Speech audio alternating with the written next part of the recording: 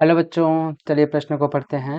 स्वपरागण की परिभाषा दीजिए एवं स्वपरागण की सफलता के लिए पुष्पों में अपनाए जाने वाले अनुक्रमों के नाम बताइए।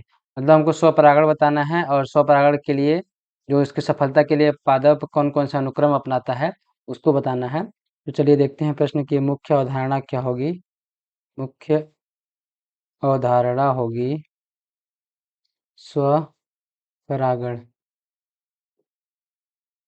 जैसे कि नाम से ही पता है, स्व मतलब खुद का, परागण मतलब परागण करना। तो इसमें क्या है, चलिए देखते हैं स्वपरागण की परिभाषा। स्व परागण की परिभाषा देखते हैं। तो परिभाषा से क्या हो जाएगी कि एक ही पादप का परागकण उसी पुष्प पर, उसी पादप के पुष्प या उसी पुष्प पर गिरता है और पुष्प को परागित करता है। तो इस क्रिया क्या बोलते हैं, स्वपरागण। मतलब कि मैं क्या बोलना चाहता हूँ, अगर एक ही पादप का जो पुष्प है, उसी पुष्प का जो परागकण है उसी पुष्प के वर्तिका पर गिरे तो उस क्रिया को क्या बोलते हैं, स्वपरागण बोलते हैं। अब स्वपरागण की सफलता के लिए पाए जाने वाले अनुक्रम, जो पादप कौन कौन से अनुक्रम अपनाते हैं, तो पहला देखते हैं। पहला अनुक्रम अनुक्रम क्या हो जाएगा, तो पहला अनुक्रम है मोनोक्लाइनी। क्या, मोनोक्लाइनी। इसमें क्या होता है कि पुष्प द्विलिंगी होता है। इसमें क्या होगा कि पुष्प द्विलिंगी होता है।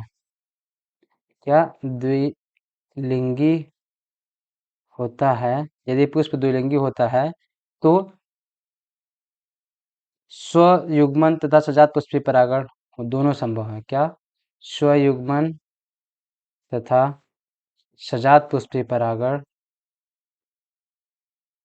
सजात पुष्पीय परागण संभव है। और दूसरा क्या है, दूसरा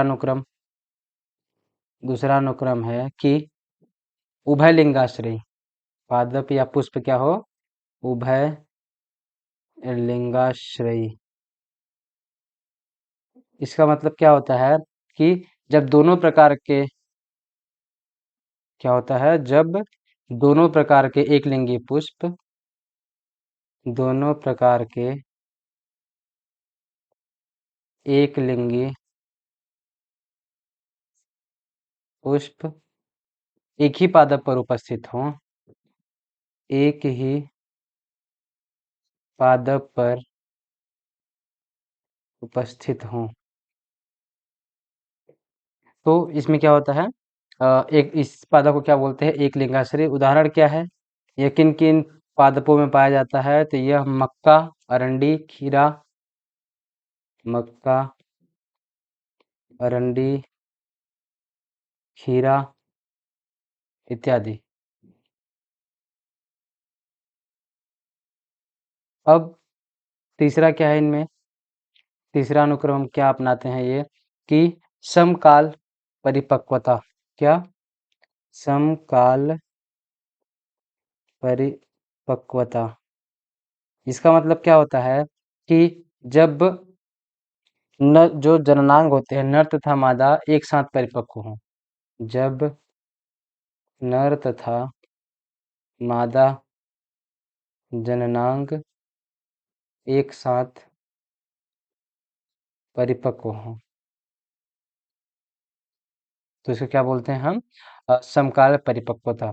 अब जो चौथा अनुक्रम है वो बहुत ही ज़्यादा खास है, बहुत ही ज़्यादा विशिष्ट है। वो क्या है, अनुन्मलीयता। क्या, अनुन्मलीयता। ये क्या होता है कि इसमें जो ऐसे द्विलिंगी पुष्प आते हैं जो कभी नहीं खिलते, इसमें क्या होते हैं, ये अनुन्मलीयता क्या होता है कि ऐसे द्विलिंगी पुष्प जो कभी नहीं खिलते, जो कभी नहीं खिलते हैं। तो उनमें क्या है, उनमें एकदम निश्चित है कि स्वपरागण ही होगा। और ऐसे पुष्पों में क्या होता है, बीज बनना निश्चित होता है। क्या? बीज बनना निश्चित होता है। निश्चित होता है, निश्चित ही है कि इसमें बीज बनेंगे ही बनेंगे। इसका उदाहरण क्या है? ऐसे पादपों के उदाहरण हैं क्या? कोमेलाइना, वायोला, क्या? कोमेलिना, वायोला, और क्या? ऑक्जेलिस। ऑक्जेलिस में क्या होता है कि अनुन्मलिता पाया जाता है। अब एक और देखते हैं, पांचवा नंबर। पांचवा क्या होता है? कलिका परागण। कलिका परागण, इसमें क्या होता है कि जब परागण कब हो जाता है? कलिका अवस्था में। क्या हो जाए? जब परागण कलिका अवस्था में, कलिका अवस्था में हो जाए। जैसे कौन कौन से पादपों में होता है? जैसे गेहूं, चावल, मटर। गेहूं, चावल, मटर इत्यादि। तो ये क्या होते हैं, कुछ स्थितियां हैं, कुछ अनुक्रम है, जिसकी वजह से क्या होता है, जो स्वपरागण को बढ़ावा देती हैं। तो ये रहा हमारा क्या, स्वपरागण और उसको बढ़ावा देने वाली स्थितियां। आशा करते हैं आपको समझ आया होगा। धन्यवाद।